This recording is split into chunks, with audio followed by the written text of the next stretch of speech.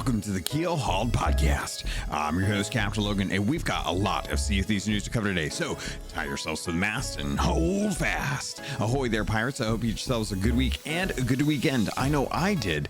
This weekend, I actually was out at AnimeCon, but I got a chance to sit down with one of my good friends, Caleb, who we decided we were going to be talking about Season 8. There's been a lot of discussion around it, and we actually had some really thoughtful comments that came in that I think are some things that I really hope that Rare takes a look at to kind of help build out the general flow of Season 8 and really get some folks into the mindset that you can drop in and drop out of this without having to sacrifice a lot. So some really good discussion that goes on in the episode. It's not a 4-hour episode, so don't worry. It's only about 2 hours, so you can take your time with it if you want to, or just put it on 2 times speed, or if you're absolutely bonkers, go with 2.5, or does anyone actually listen to this at like 3 times speed? Anyone ever do that?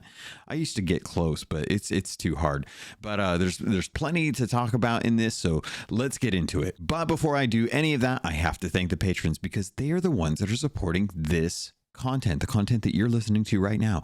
They're the ones that went over to patreon.com/Keelhauled Podcast to support me and the content that I'm making, to make sure that it pays for the Adobe Cloud suite that I'm using on a regular basis to make the thumbnails, to produce the videos, to upload those to YouTube, to be able to record right now using the software that I'm using here. They're the ones that are help footing that bill. They're the ones that are paying for the hosting. They're the ones that are helping me get to SOT Fest, all of that. So I want to thank them because it means a lot to me. It really, really does. So thank you to People's Republic, L Cute, Balls, Bam Bam Bagel, Captain Hasco, Captain Hayes, Chateau Neuf, Zombie Killer, Cloud, Cosmic Johnson, Static Mirror, Davram TV, El Jefe Esteban, Fergatron, Jabaro 5, Carl Embo, Kazia the Rogue, Lumpy SRQ, Dub Dub Goose, Evil Morpheus, Xbox Mike 29, Murphy Lives, Mutinous Max, Raja the Brave, Regis Stella, Replicated Flame, Rust Belt Kid, Norwegian, Skamelt 666, Captain Dasm, That Kilted Guy, TN Professor, Real Big Tuna, Big Bad Pad, Mina Fairy, Super Pack, Music Me, The Lore Chronologist Deadeye Dre, Heger Owl, Jeff H, Ghost Boy 20, Evil Martha, Peter Miller, Ruski Doo, Thor Von Blitz, Windsor Chris, and Zam. Wow. Thank you all so much. I hope you are all having a fantastic start to your 2023 year. Make it a good one. Set some good goals for yourself. And regardless of what happens, stay positive. I love you all. Thank you so much. Let's get into this interview.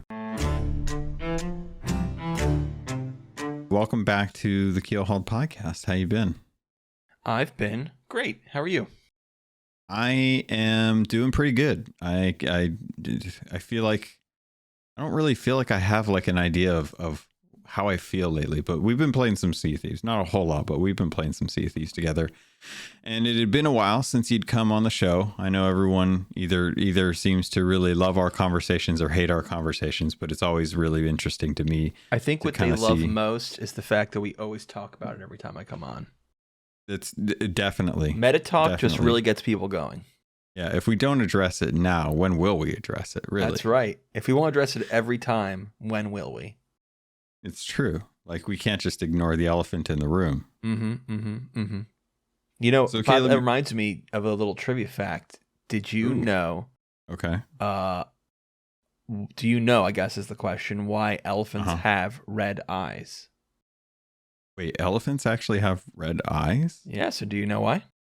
Okay, so no, I don't. And that's kind of cool. It's so they can hide in cherry trees. You're lying. Have you ever seen an elephant in a cherry tree? Oh, dab. That's an old joke. That's an oldie. I was worried you'd know it already. That's it. I'll be honest, I didn't see that one coming. Okay, fair enough. We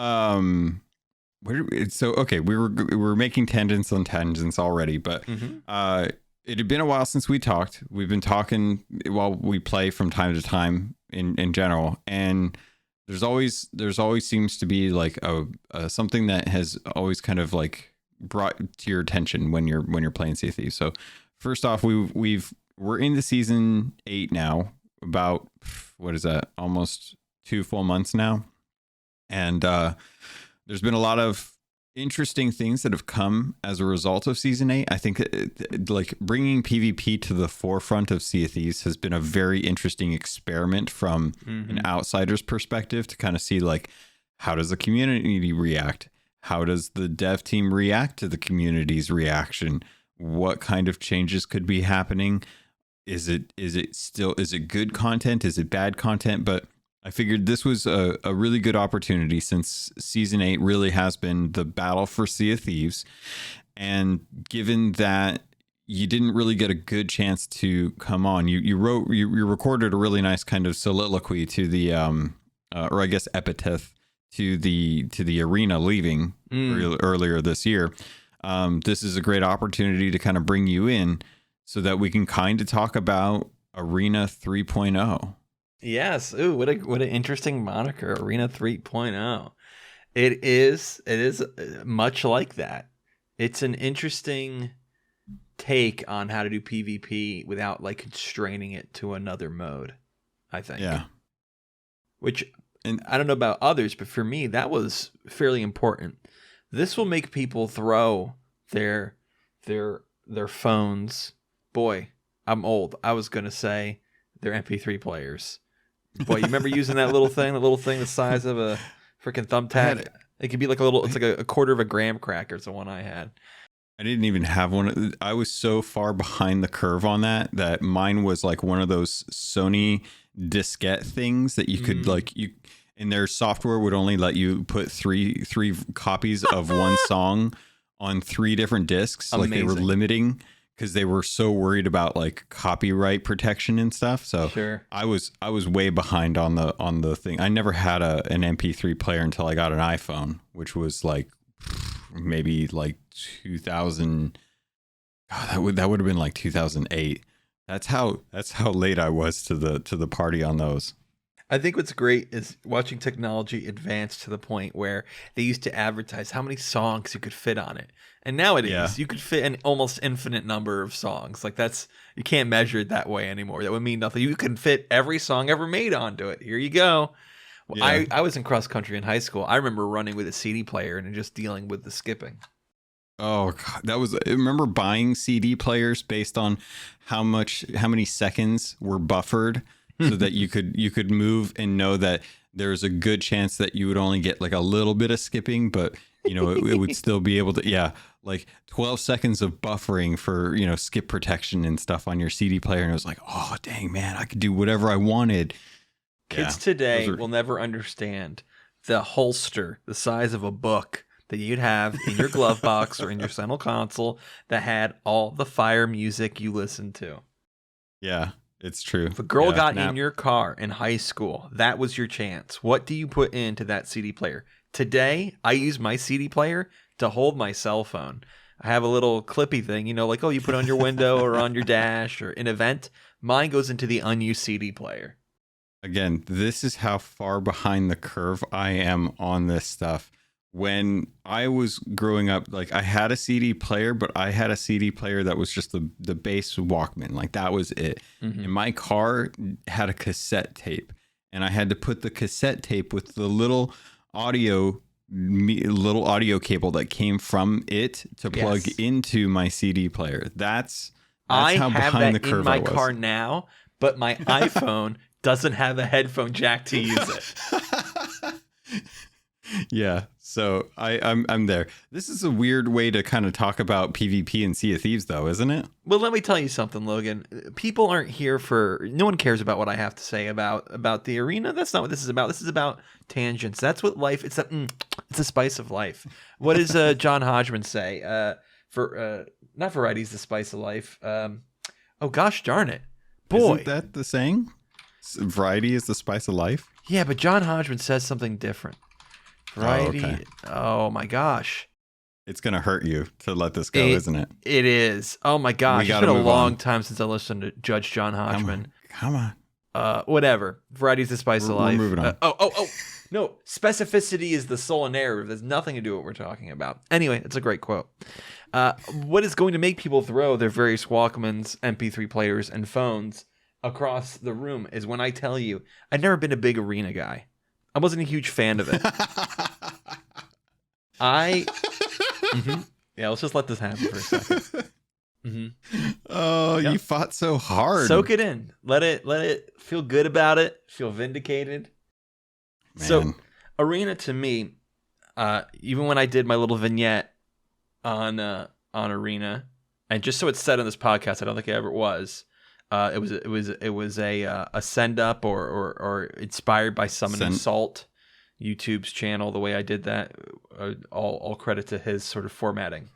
But anyway, I actually considered grabbing a couple other people that I listened to, like Death of a Game, and inserting their other little sound bites into it, but it got too incongruous. But anyway, but as I said in that vignette, I don't credit decisions. What was the phrase I said? It was a credit to my alchemy, not the ingredients I was forced to work with. Like, I did arena to get the rewards, and then the only ever time I ever did arena again was one of my friends who I did arena with wanted me to jump in, and even so, that was very rare. It wasn't something that I wanted to keep doing. I talked about it a lot, and I can understand why people think that I loved it, and I would love to hear people, like, so I can defend myself. I love to hear people's reasons why. Like, Caleb, that can't be true. Here's all the reasons. Why would you do this? Why would you do that? But no, I wasn't a huge fan of arena. I enjoy ship combat, and I don't enjoy pure ship combat. I enjoy PvE. I don't enjoy pure PvE all the time, I should say. I should add all the time to both of those sentences. Just not the case. I love a fresh mixture of it. And in having this mode where there's that mixture, or that potential for mixture, really excited me. And I'm going to inevitably just sink into all the problems I have with it. So let's take a moment to gush about how really wonderful this mode is. It's so great to not have to worry about RNG determining whether or not I get to enjoy the fun mechanics of a ship fight. I can just say I want to shoot cannonballs at other ships and make it happen at any time, and get some really cool rewards for doing it. Yeah, it's interesting to actually look at how on-demand PvP has become, not unlike voyages right now. Like, voyages, for the most part, are the things that you throw down on the table, you vote on it, you go out and you work on it, and when you're done, you're done. And PvP was always kind of like, well, if there happens to be other ships that I find on this server, and sometimes you can find them, but they're not in a fighting mode, so they're gonna run or they're gonna dip. They're gonna just like leave, and you never really have that opportunity to get that opt-in experience. And with arena leaving, that was kind of the on-demand, but because it was such a small player pool who went into that specific mode, it always felt kind of stunted compared to adventure. Now that we have Battle for Sea of Thieves, you can have that moment where you're out there, you've done a few things where you're kind of working on PvE content and you're enjoying it. And then when you're done, you're like, oh, good. I'm satisfied. I got a little progress on some commendations. We made some gold. Let's get rid of all these cannonballs. Let's throw ourselves into the matchmaking and see if we can have some fun with that, and just kind of move forward through that process. And instead of voting down another voyage, you're voting down for the PvP content. And it's always very interesting to see how that works. I've sunk maybe... I'm sorry to interrupt you. Go ahead. Continue. I just wanted to toss this out there before we kind of get into the critiques of it. We are talking about Sea of Thieves, and the reason why a lot of what we'll probably be saying over the next hour or so is coming out in a conservatively. I'm going to try and see if we can keep it shorter as instead of letting things get out of hand as they usually do. But I wanted to kind of say that I think that this was the smartest move Rare could do for keeping the game viable for both fans of PvE and PvP.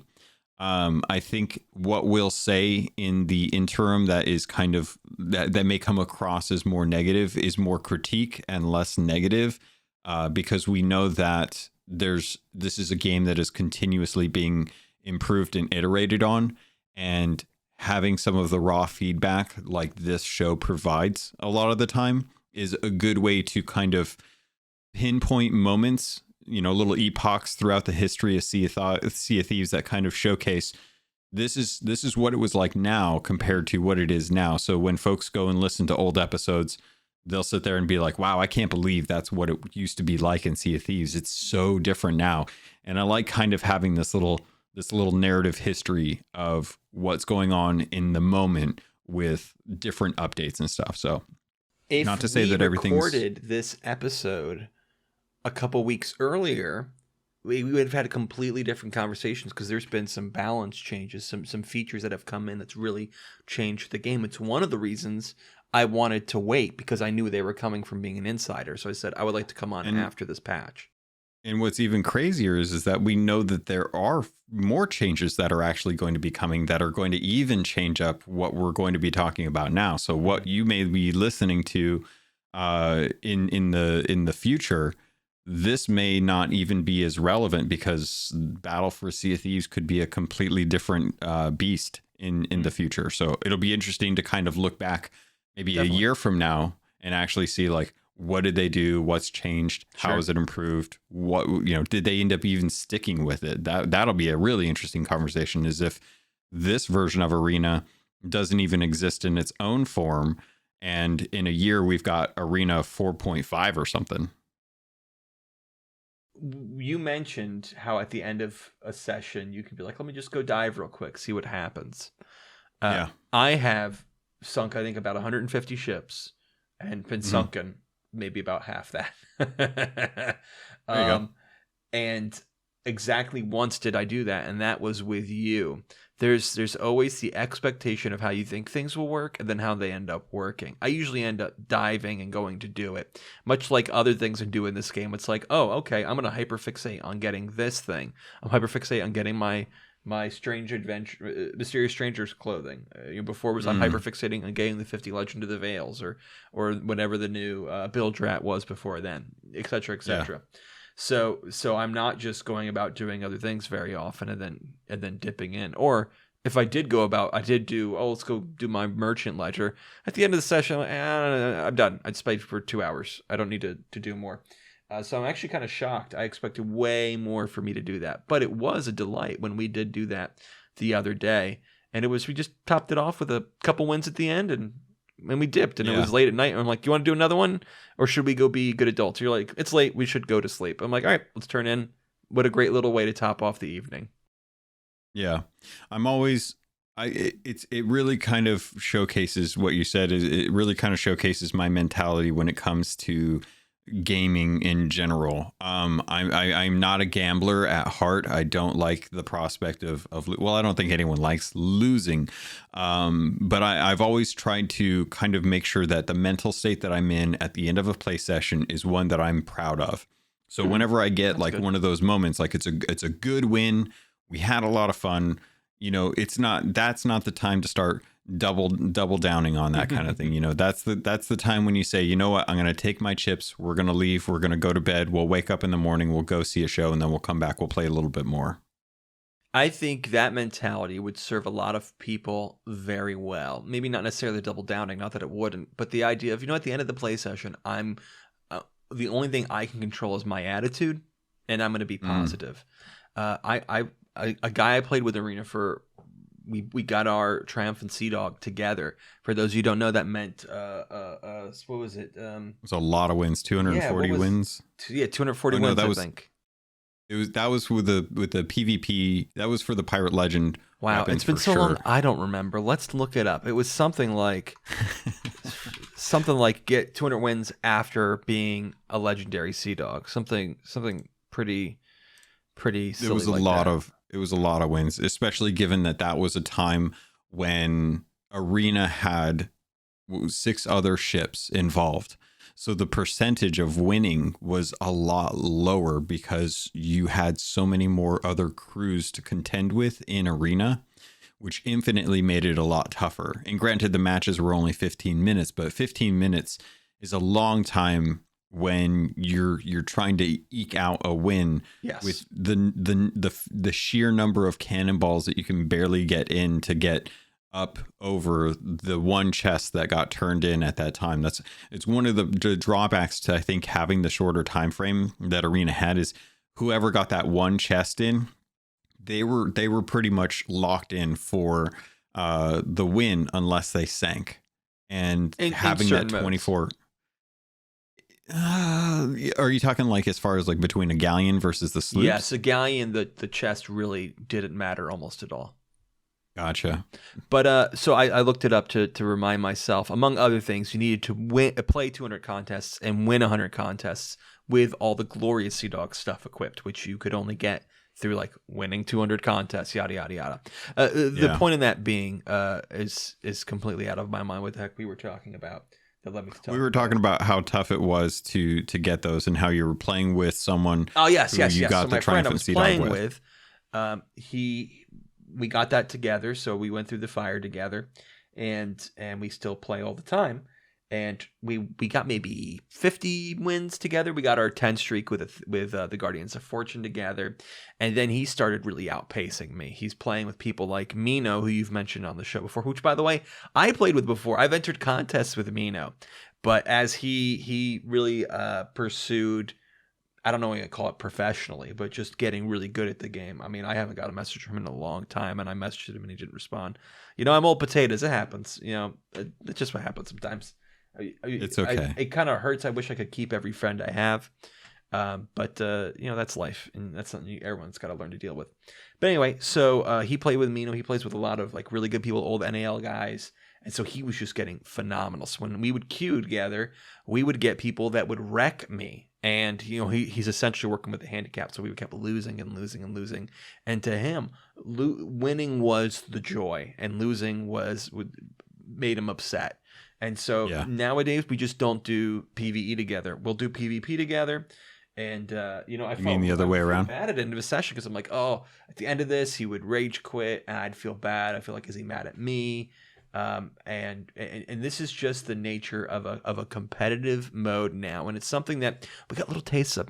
Delicious little tastes of. Oh wait, nope, that's a little salty actually. A little too much salt that you would get with Arena. But since it was another mode, not everyone would interact with it. Like you could be playing and you get a developer update. We're gonna mute everyone in Arena because there's toxicity. You're like, okay, I don't play Arena. This means nothing to me. Cool. But now they're in your game with you.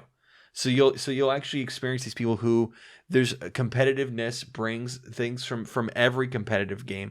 People in there come in. There's people, and to be very clear, we've stopped talking about my friend. This is over now. I'm talking about other the general populace. Yes, general population. If you're competitive, you can bring in toxicity. That comes in a lot with people. There's people who are competitive to which, sorry if you hear that, that's my cat toy that he decided to play with while I'm recording, which he doesn't play with at all, and he hated it. It was an awful Christmas gift, apparently, except when I'm recording. He threw off my train of thought. Competitive, yes. So, you get people who their value, a lot of their value is tied up in winning. It's something that boggles my mind every time, even though I kind of understand it intellectually. Of somebody who loses but cannot admit they've lost, and they'll say like, "You're trash. You sorted me the whole time. Okay, get good, son." While his ship is sinking. Like, well, aren't you self-insulting since somebody trashes me could beat you? No. The game's bad for letting somebody who's worse than me beat me. Like, it would break their worldview to admit that they're worse or wrong. A lot of people who are in competitive games often have that mentality. And you're also going to bring in cheating. I mean, we all see this. People who get joy out of winning will then find a way, such as cheating, to get the win all the time. Even if they eventually get banned or whatever, that's worth it to them. That's just the way it is. We all cheated in single-player games, I'm sure. They're just doing it in a multiplayer game. So there's things like this that are going to come into the game that we're all going to have to deal with, and they're going to sort it over time. And luckily for you, there's a quick mute all crews option. You don't have to hear any of it if you don't want to. That's up to you. It's one of the things we said about Arena when Arena got muted. We said, well, can't we already mute people? Can't you just put that on by default, maybe? I think I maybe even said that on this show. So go ahead and mute people if you don't want to hear them. I think you may even be able to toggle it to a button, so you can just do it real quick and when you're in a battle, and undo it when you're going around the world. Things like this. I'm kind of curious if there's a mute for text, because that's the thing that I would like, because most of the time when I'm playing, I'll typically be playing in Discord, and I can hear the game audio and I can hear Discord, and I don't necessarily need to hear what other people are saying. And a lot of the time I would like to see if someone is speaking, like what their name is, if they're trying to talk to me from afar, like seeing the little text chat pop up. Sure. But I don't necessarily want to actually read what they're saying, because most of the time, and it's a shame to see that the community has a lot of folks that are like this, because I actually think higher of the community. I think that the pirate code is actually something that we really should kind of cherish as we're playing Sea of Thieves. I wouldn't actually want to read most of what people say. Is that not part of the option? That's what makes me think that I may be missing this in the features. I thought it was. I don't think there's a way to mute the pre-text chat, so somebody can still roll on deck laughing over and over again if they want to. Yeah, I think that's what I'm looking for. Is I'm looking for a way to mute the actual text, because when it does come to player versus player, and this is a conversation I think I've had in the past too, where a lot of crews will sink in silence, and most of the time you don't usually communicate with anyone that you're actually fighting, because you don't want to open yourself up to that kind of mental game that happens with dealing with other players. It's too easy to get caught up or heated over what someone says and lose your focus when you're fighting in situations where it's like it's just easier to not have that and to kind of cut that out. And there's definitely times where it's like at the end of a fight, whether I win or lose, I want a GG. Like I would just like to GG, win or lose. I do it all the time in Heroes of the Storm. Win or lose, it doesn't matter. It was a GG. We're just going to move on to the next game, try and learn what you did better, or try to learn what you did that could be improved upon, and go from there.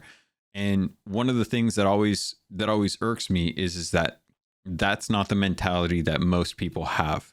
Most people are looking to try and rub salt in the wound, and that's a shame, because I think it is what really kind of takes away from some of the fun that is had in the season 8 kind of battle for the Sea of Thieves. I think it's really fun to have these ship to ship combat fights and stuff. And if you win or you lose, it doesn't really impact me, because I'm going to get a new ship. I'm going to get supplies, and I'll just jump back in. And as long as I can mentally handle going into that, and not feel like there's a weight for winning or losing, like whether I win or lose, I try not to let that affect me, because that's the thing that will at the end of the day start to kind of like make me feel anxious about how am I going to perform in this next match, kind of thing. I think people will find that more difficult solo and much easier with people. When I play with another guy who I played Arena with, I don't know if we got it together at the same time, but we definitely worked on it at the same time for Triumphant Sea Dog. He's the guy I've mentioned before who got Pirate Legend with Glorious Sea Dogs. What was the other two? Like Reaper and Merchant or something like that. Something like ridiculous. Like, what the heck are you talking about? Yeah, I think that might have actually been it, as opposed to the one guy who did Glorious Sea Dogs, Order of Hunter's Call, and Merchant or something like that. But anyway, so he already got his legendary Sea Dog, or the 240 wins before he was a Pirate Legend, so that didn't even work towards his legendary Sea Dog. So you need to get 240 wins as a Pirate Legend. Absolute insane mad lad. Really liked Arena. Anyway, I play with him now. He hasn't played Sea of Thieves in a while. We win maybe half our games, just about exactly half. And we have a blast, because our joy, our time is just in hanging out together. And not saying wins aren't fun and losses aren't disappointing. Bummer. That happens all the time. But the real joy comes from us hanging out. That's not to make anyone feel bad for losing. If you had a losing streak, it sucks. It doesn't feel great. I think one of the great things about the design, if we can move and talk about the design of this season, is that is winning or losing, you actually get a little bit of XP. it's if you're going to get 100 on it, you're not. It's a very little bit of XP for losing, but it's still something. It's not like your time was completely wasted. If I do a Legend of the Veil, or I've mentioned that voyage so many times, a gold vault, let's say, and then somebody steals it. It sucks. You're like, I got almost nothing, but what did I get? Yep. Maybe I did get a counter towards my commendation, so I got something. So there's a little something there to make me feel not awful that I lost it and it wasn't a waste of an hour and a half. Same at most, like maybe the gold from some of the collector's chests that you got to open or something like that, but very little gold compared to like the full vault. Right, exactly. So this is similar in that way, and I think what's really phenomenal design, and you are probably tired of me hearing this because I probably said it a couple times to you because I say it to everyone I play with, is what I love about the design of Season 8 is if you win, depending on how high level you are, I'd say probably about level 30 this begins to be true. A victory is about the same XP towards your faction, what they call it, allegiance towards your faction. Gosh darn it, if this company doesn't want to keep making me make fun of the way they gosh darn name everything as confusing as possible, their allegiance. Yeah. The same amount of allegiance you get for a victory is about the same amount of allegiance you get for turning into a 4 streak. So if I get 3 wins in a row and then lose on my 4th, it's gravy. I still got the XP towards my level 100 curse or whatever I'm working towards with that faction. That's really, really good design. I think before 30, you know how like it levels up exponentially. I think before like level 30, about turning into 4 streak is probably worth more than a win. But you get my idea. Not for long. That's great design. I really love it. Yeah, the intent obviously being that Rare wants to make sure that you are compensated for your time, which is, I think, the first time outside of like the Gilded Voyage of Restitution that I've really seen Rare take a look and say like, you're gonna get what you deserve regardless, and that's something that I think has been really, really unique because it is really coming down to things like PvP. And PvP, you can do whatever you want in the game, PvE wise. And if you lose something, it's generally on you that you lost it, and there's nothing you can do or say to get it back. You can ask and plead. You can go and try and fight the other ship, or you can try and sail back to where it was and try and get it back. But if you don't turn in your loot, that's it. And if you lose your ship, you don't get anything. So the fact that they took into account losing after a win, and you still get the same experience as you would turning in a 4 streak, but also that you still get some experience even if you lose on your first fight. And then if you do win, you get rewarded even if you don't get any actual like loot from it. We actually get the supplies from that ship too. And it's like you can see where Rare is really starting to learn where the pain points for a lot of the time commitment that comes into play with Sea of Thieves. And they're addressing that, and it's having boons across the entire game as opposed to just arena mode or just the hourglass. And I think that's something as far as since we're talking about design here, I think that's something that is really why I think Season 8 has done such a good job at helping further what Sea of Thieves is going to be like in the coming years. Let me ask you a question. Yeah. As somebody who hasn't participated in a lot of Season 8 PvP, how has it changed, if at all, your games? I think my games have actually been a lot calmer ever since Season 8 kicked up. If I'm not actively engaging with the hourglass, I feel like I've seen Reapers come and go. I feel like I've seen fewer boats sailing around near me. And this is interesting because when the game first kicked off, back in 2018, they had kind of worked out what they wanted to be their time to engagement, where you would set sail and this amount of time would pass, and roughly about that time frame, you should be running into another ship to have an interaction, positive or negative. And that time was 20 minutes. And I can definitely say that since season 8 has happened, I've run into fewer ships, and I've been working on ledgers and emissaries with fewer interruptions, both solo and with crews. And I think that's really interesting because I think it speaks to kind of what I think a lot of folks were looking for in Sea of Thieves to allow you to be able to play in that PvE world without poor man's PvE server. Yeah, effectively. It is kind of like without taking the PvP out, it is kind of taking the PvP out because most people are going to be geared towards actually wanting to do PvP, so they're going to engage with the hourglass. And I think it's an interesting dynamic that has really shifted my opinion of how this game plays now. Interesting. And I think if I could elaborate a little bit more, I think this could potentially be a pain point for a lot of original fans of the game, because I think a lot of the fun that came from Sea of Thieves was in that world where you would have everything encompassed all in one, and having the ability to portal out or having the ability to dive out of the server has kind of like it's kind of removed some of that natural interaction that I think some folks actually really preferred to have when it came to PvP, because you could kind of roll up on someone that you saw in the distance and you thought about like, okay, well, they're on this side of the island. I'll cut around to this side and see if I can flank them and see if we can get them. But we're also at the risk of them being on the island and seeing us coming in because they're on a higher point. And, you know, there's a lot of that kind of tactical play style that gets removed now because PvP is just on demand. If you want to fight someone, you just fight someone.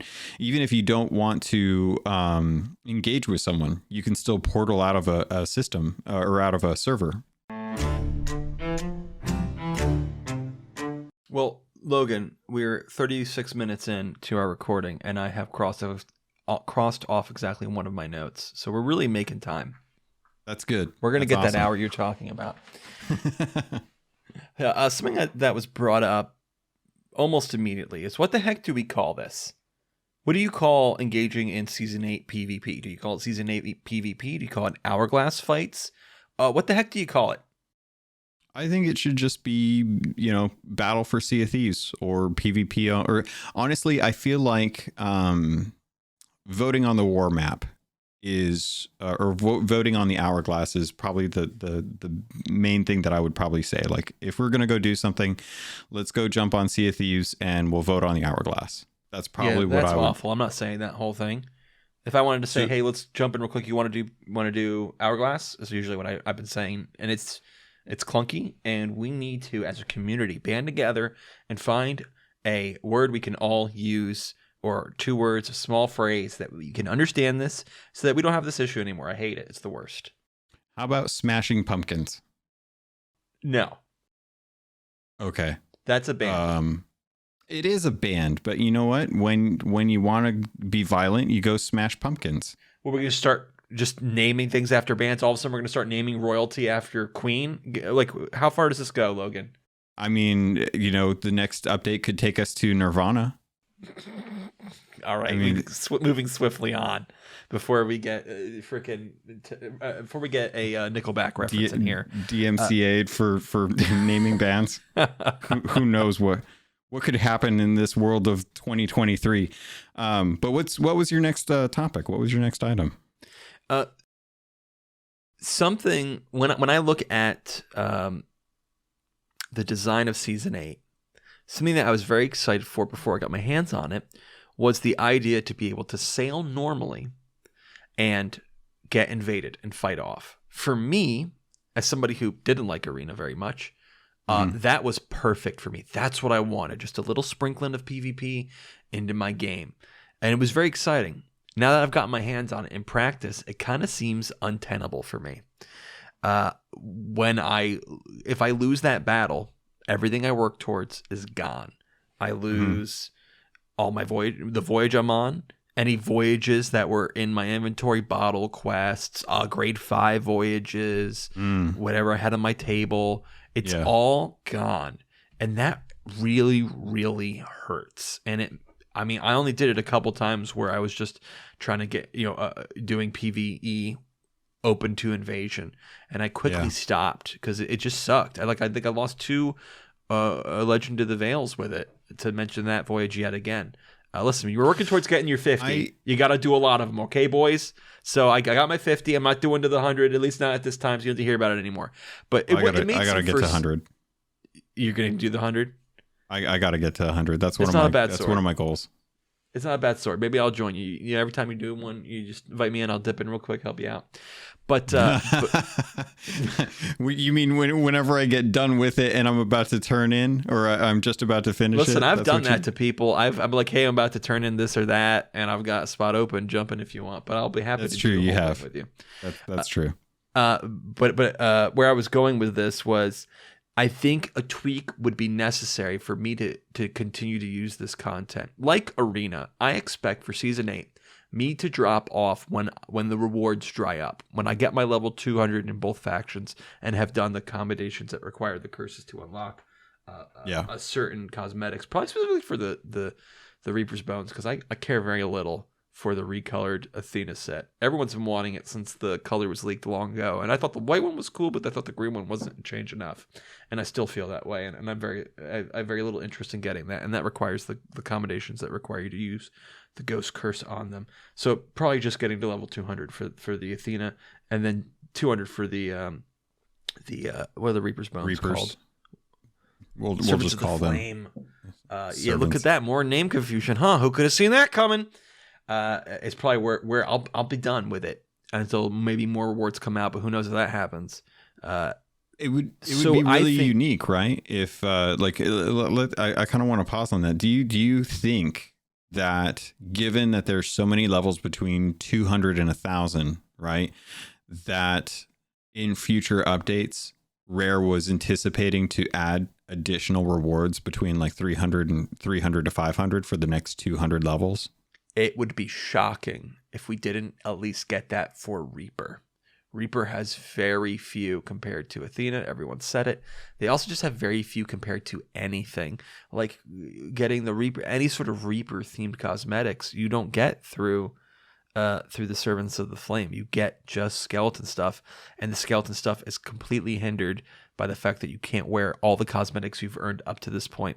Logan, I've once maybe that's something that people don't want, though. Maybe some people have been wanting just to look like a unique skeleton for a long time, and haven't, and the cosmetics that they have just supplanted the desire to look like a real skeleton with a bunch of really cool stuff. I think that that doubles down. Not discredit that. It doubles down my idea that they definitely should increase the rewards, because there's just so few customizations for people to do with the skeleton. So I expect that they'll at least give us more Reaper stuff. Do you think that Rare anticipated people getting so far into those levels at this point in the update? Yes.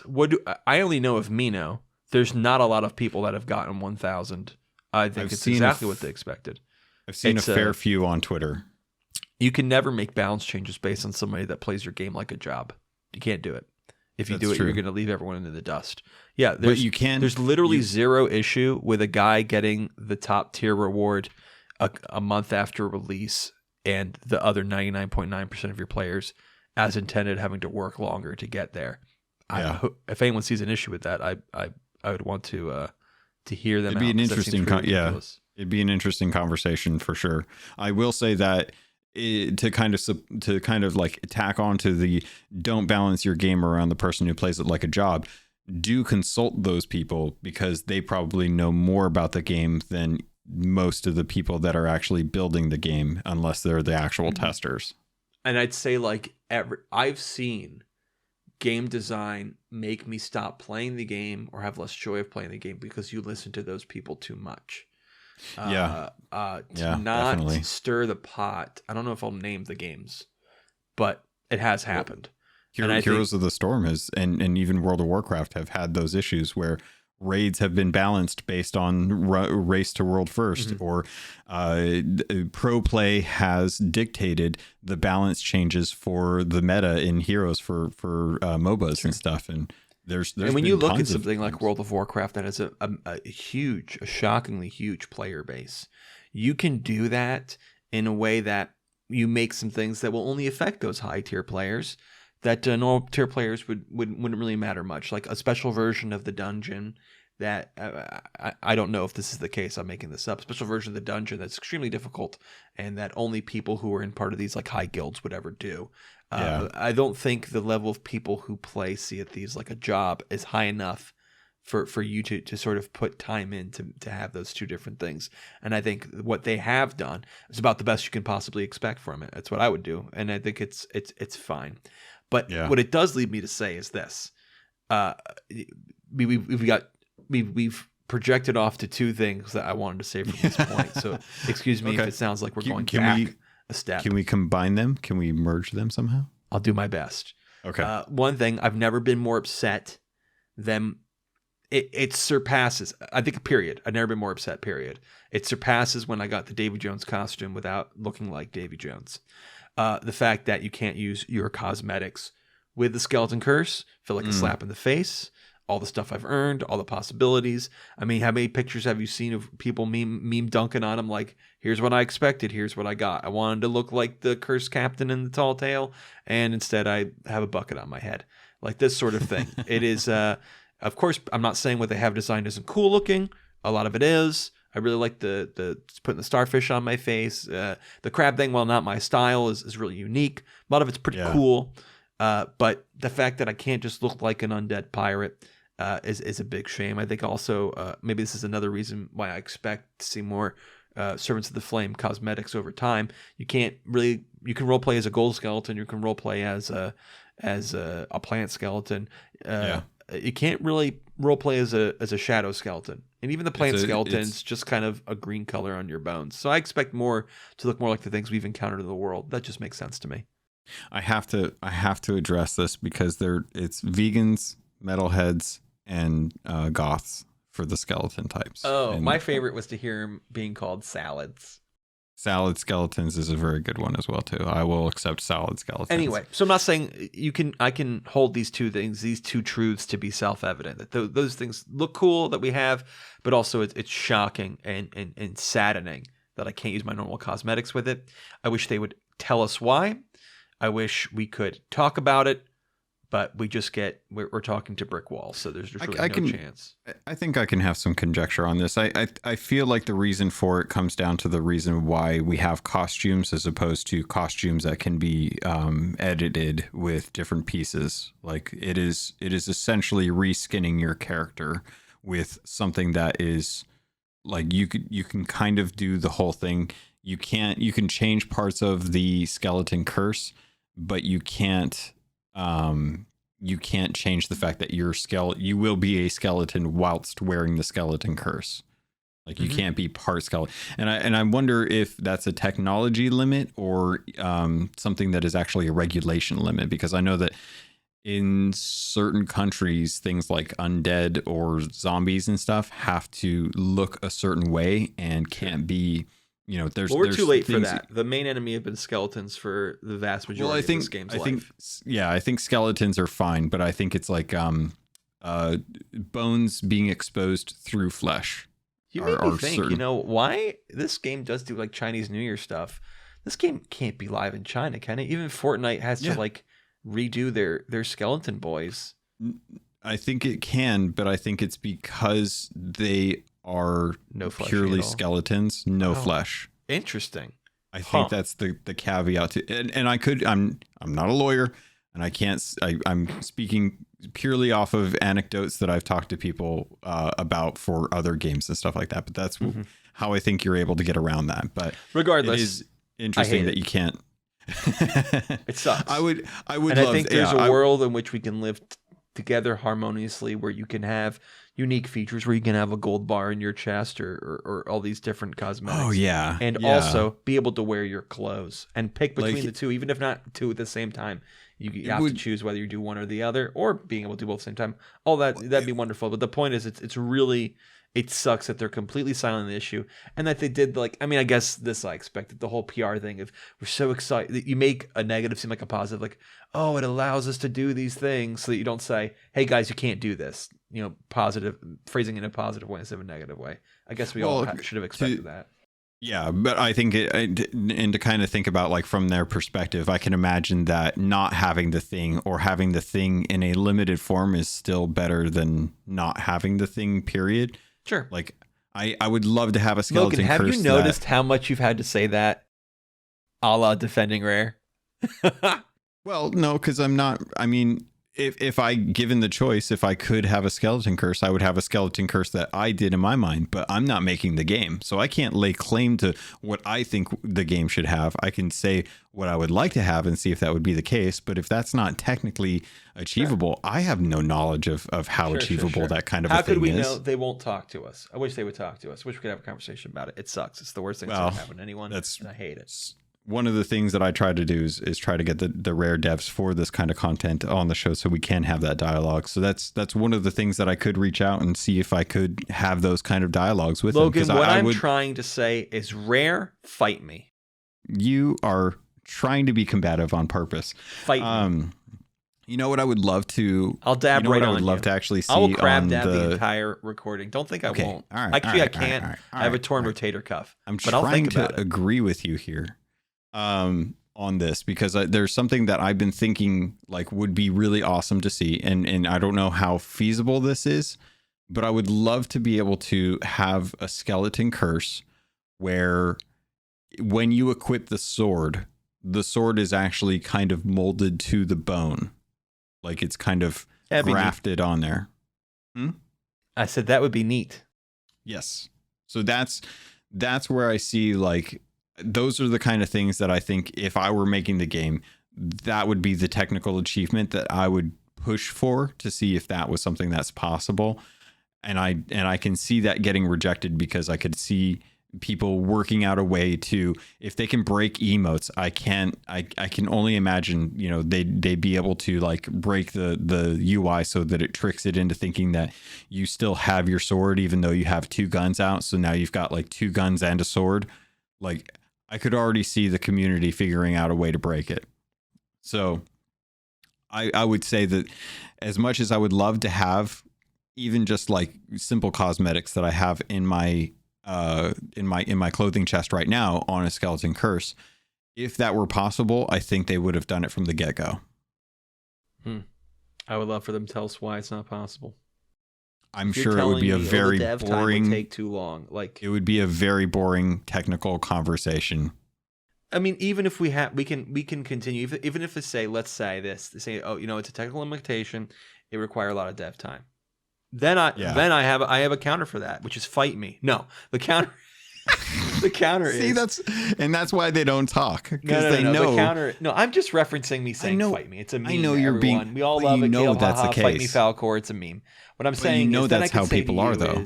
I could say, oh, if it's too much technical issue, like they said when Arena closed, it was too much. And if you remember, listen to my vignette, I said they were right. Thank you. Yeah. They communicated and I found it reasonable.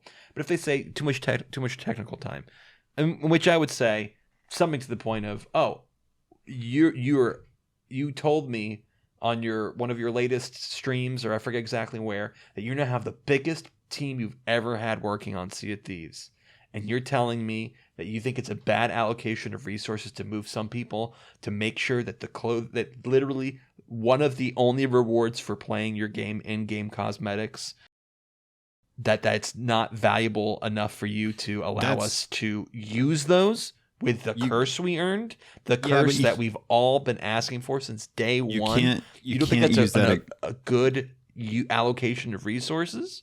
Yeah, but you can't use that argument because you're fighting a straw man at this point. They've never said that was the reason why. We don't know the reason why. Straw man. It's a theoretical. I'm trying to say why it's good if they would communicate to us. I said it's going to communicate to us. You said no because fight me, and I said yes because it can create a dialogue, and I gave you an example of a dialogue.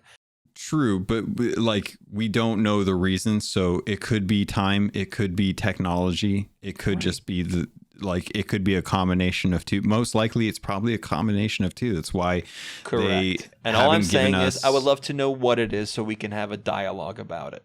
I think the dialogue. I mean, again, I feel like it goes back to if they could, they probably would have.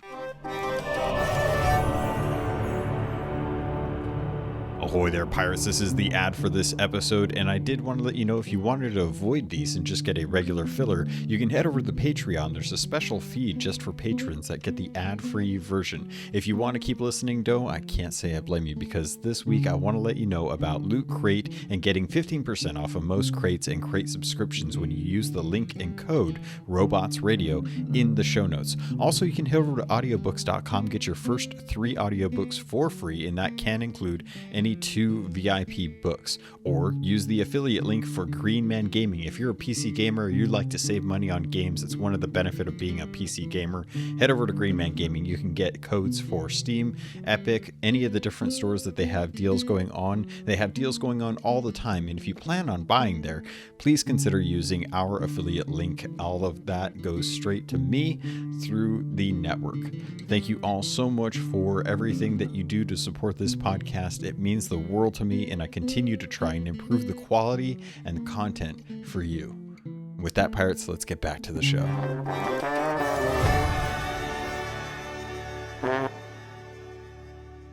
And I think that's the hard truth that a lot of us just have to swallow. Sure. I would like to hear it from them. I would like to have a dialogue about it. I will not have to say probably this, probably that. I'd like to hear what they have to say. I will tweet at Rare and say, hey, is there a technical / time reason why cosmetics weren't able to be applied while wearing the skeleton curse? Sure. Then fully reeling back to the initial point I wanted to set up about, being invaded and losing all the things when you lose and hopping servers, and how I'm not going to continue to play hourglass content past the rewards drying up is because of this. If I could continue my voyage after being sunk, like being sunk normally in the world, that would be great. Then I would keep it on because I enjoy having a sprinkling of fighting every once in a while and the rewards that come with winning if I do win. How we do that, of course, is up to 900 people saying what they think. My 2 cents are right now you can't. The reason this happens because you switch servers. The reason because the Rare said that they didn't want people to be able to come back and harass, and it was good that you lost, you're gone. It was a full victory. I respect that, but in practice I have seen and I have done winners. When they win, they go to 2 things. The next order of business is either to dive again, leaving the server anyway, to matchmake again, or to turn in. And they've now taken themselves out of that the factor either way. In my experience, those are the 2 main things people do anyway. So I think it would be okay to have the losing ship, even if you want to make it just if he was invaded, to be able to stay on the server so they can continue to do their voyage and not lose all the things, not make it such a punishment for losing that it makes me never want to raise it. I think there is a world where that might be possible based on the tech, because they can track stuff between servers. Obviously, like stuff that's in your barrels when you get merged from one server to another stays there. Your placement stays there, your sails and anchor position stay there. I could see them starting to track your voyages and your voyage progression with being able to migrate between servers. I think that is something that they probably could turn on. I don't know for sure, but I will say that you're not wrong in that if you were on the defending and you do get invaded, you can lose everything that you have. Your supplies, you can lose your gold, anything that was on your ship when it lost. Even the map bundles, I'd be okay losing because those are a turn-in. But I would say that any voyage that you're working on, or any voyages that you have in your current map quest wheel, I do think that that is something Rare should consider tracking between server migrations, so that you can continue working on something. Because I think that would also feed into adventure and in general, where you only have so much amount of time to work on something in Sea of Thieves. Like, you jump on, you've got an hour, you want to work on a quest. It's a big quest. You know, you bought one of those big captain voyages and you just want to chip away at it a little by little. Having something like a progression system, or not even a progression system, a persistent system that allows you to, whatever voyage is on the table when you leave the server, whether it's through a loss, whether it's through a portal, whether it's through a natural migration, whether it's you logging off, having that be persistent through different, you know, whatever happens to your ship, but however you migrate, I think that would be something that would be a huge quality of life update, because then you could actually start having people working on some of those larger voyages, like a voyage of Gilded Restitution, having those being done over the course of multiple sessions or between multiple servers is something that really should be taken into account. And I think that might actually help with what your criticism of the system is currently in its current state. All good thoughts. I would add only this, that it doesn't include if I was working on a world event. But I think I'm okay with that, because the world events are opt-in experiences that are specific to each server. Otherwise, how would you have, because you can only have one event active at a time per server. Mm-hmm. And those don't happen at the same time per server. Like, you can have have an Ashen Lord on one server. I'm saying it's the one flaw with still letting us migrate and not just keeping us on the server. But I do agree that I think that the losing party should move to another server. The victors won, they get your supplies, they have time to decide what they want to do. They can stay on the server or not. I think it's the mentality right now that people typically either dip into a new fight, or they dip out of the game completely. That is either because it's at the end of their session, or they're continuing with the goal of working on it. People want to leave on a high, or they want to keep doubling down. And I think fewer people are actually going in between and doing like PvE, then PvP, then PvE, because what you're saying is that pain point is that you lose everything if you do PvP in the middle. Like, if you lose, then you lose all, you get kicked off the server, you lose all your voyages. There's a difference between losing my treasure and losing all the potential of treasure, all my voyages and everything. We've never been able to lose those before. Yeah, I think that is something that would be a really cool quality of life change to Sea of Thieves. I think that would help a lot of folks want to go into Sea of Thieves for smaller sessions or take on bigger things without feeling the pain of not being able to complete it. Like, so many people have the completions part of the commendations for the different trade companies incomplete, just due to the fact that every time you get to 75 or every time you get to 50, any voyage you buy, unless you're on a captain ship, is going to be a honking big voyage to try and do.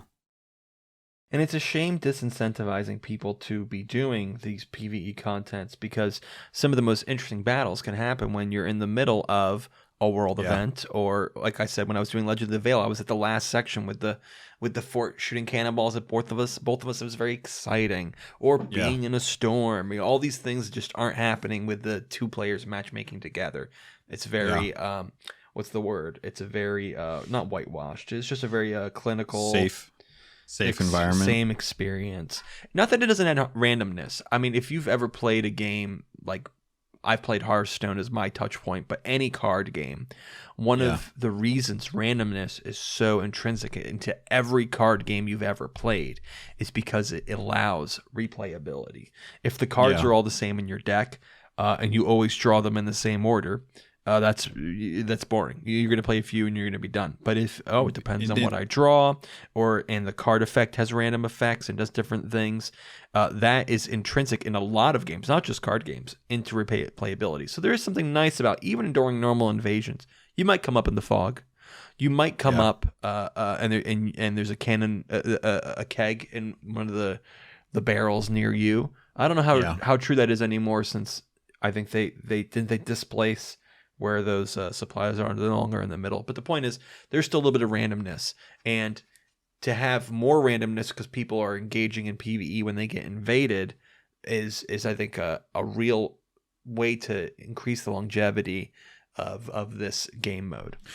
Anecdotally, do you see people taking risks as defenders? Like, the number of times that you've invaded, has it been on someone who is caught in the middle of a world event, or out in like on a big island working on a or like on a vault? Always they're just at their spawn. Yeah, I think that really does speak to the fact that people are either doing the PvP either at the beginning of their session or at the end of their session, because there's nothing that persists between losses or wins. Yep. If you dive, you lose everything. If you lose, you lose everything. And there's nothing that's keeping you between those. And I think that is what is leaving out some of that naturalness that was part of like the first couple of years of Sea of Thieves, where you could stumble upon a ship that was working on something naturally. You know, how many times would you kind of sail out to a ship that was working on the skeleton fleets, and you try and kind of mess with them to see if you could sink them and then finish up the fleet real quick. Yeah. And with the PvP, I feel like it's, and I think you're kind of speaking to what I would call sterile gameplay, where that's the word. You're coming into a situation that is so free of variables that people are trying to really kind of, and this does happen with card games. Even though there's an RNG element, there's always a meta. And the meta is to find the cards that have the best bang for your buck, to min-max it so that you can get the best chances of pulling the cards that you want, or pulling more cards at once through your plays, to be able to have the tools necessary to be able to do that. And we see that with cursed cannonballs, we see that with blunder bombs, and people will stay away from RNG elements like world events, big islands, vaults, shrines, things like that, because it's too much of a risk to do those and know that you'll be able to respond properly when you do get invaded. Mm-hmm. I think I didn't expect this, but I think this is the case where this is like the most important thing that we're going to talk about today. I think you've really helped demonstrate how this is really impactful on what Season 8 hourglass PvP, we need a better term for this, looks like in the long term, how it affects the PvP, hourglass PvP. It's a big impact. Yeah, I think there really does need to be a way, and I don't know if the engagement has to start in a bigger space between, like, because and this kind of touches on some of the things that I think folks are running into is the engagement area is pretty good as far as like when you get into a fight, you both kind of come up into it at roughly the same distance apart from each other. But I think one of the main criticisms that I've had of this so far is that the defender is not locked into an inability to move. Like, you can't interact with anything when you're rising up from the water. So in anything that you do prior to actually rising up is reset completely. So if I wanted to prep my ship for a fight as an invader, I can raise my sails and I can turn the wheel. But as soon as I come up out of the water, all of that is reset. My sails are all down. My wheel is centered. My anchor is up, and I have no choice in that matter. There is actually one thing that persists. Do you know what it is? Cannonballs. Well, probably. I think I actually don't know if the angle of your cannons persists or not. But I your know when sail we were angle persists, believe it or not. Oh, the angle does. Okay. Yeah, if you have it all the way left or middle, whatever the heck. Interesting. Because I know because you don't know what the wind's going to be. But yeah, you choose, don't. I'm always going to turn left, so my sail will be to the left, so it's not in my view. Yeah, I think that's it. But I think that would help kind of try and balance some of the engagements that I've run into and some of the engagements that I've talked to other folks about, is being able to have that information persist. And I think that's where, like we were talking about, this all ties into how server migration works. Like when you're moving from one server to another, the things that persist, the how much sail is currently out. I don't even know, like loosing your sails, whatever nautical term it is to have your sails unfurled. Sail length. Sail length. Thank you. Having that persist between migrations, I think would help for the quality of life for Arena 3.0 as well. I think I know why you're saying this. It's because we did a fight together where we invaded somebody, so they had already turned, and by the time we even began to turn, they already had angle on us and lit us up. Yes, but this isn't. That was a perfect. That's a good example of something that I've run into multiple times.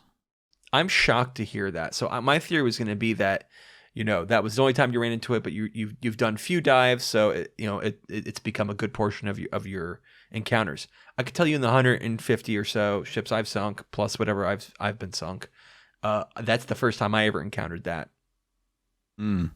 But so they were I didn't also consider it really an issue crew. that occurred a lot enough to warrant consideration on how to mitigate. But you're right. If we are invading more often because people are no longer punished for defending, then that might become something to look at. Yeah. And the only reason the only reason I'm really calling attention to that is because the crew that we fought was really good. And as this mode persists and as people continue to engage with it, as they're working towards their level 200 cosmetics and such, I think that the skill gap between folks that engage with it and don't engage with it will start to widen, and we'll start to come across people who the ones that are engaging with it are going to be higher quality of gameplay when it comes to matches, and having limitations like not being able to interact or have persistent planned movements with your ship as the invader will put you at such a disadvantage that you'll just start getting rolled on, and then everyone will be defending and no one will be invading, because it's obviously the safer bet to go is to defend. I think maybe it won't be as big of an issue as you're expecting, because Theorycraft, when it runs into practice, there's a gap there. Many people expected that, people are just going to set up kegs and I'm going to spawn in and get destroyed. They're going to have traps for me or spawn me in any number of unfavorable scenarios. And the number of times we're seeing that happen is extremely small. So I do wonder whether or not it would be that bad of an issue, but who knows? You do bring it, you're not wrong. I think the example fails in certain areas, but I do agree with you in the instance that I think that it will only time will be the true test of how this ends up going, right? So we'll have to kind of see how things go in season 10 or season 12 in the future, and see, like, maybe we could revisit this and see, like, how did it actually play out when we thought this is how it would go. Like, are our defenders actually on the back foot as opposed to invaders, or like, where does it really does it really matter, or does it just kind of feel like certain times crews get the upper hand before you really get a chance to start on equal footing? Let me ask you two big questions. I'll start with the lesser one. Do you think that Reaper and Servants of the Flame factions should be the only ones with PvP based commendations? Ooh.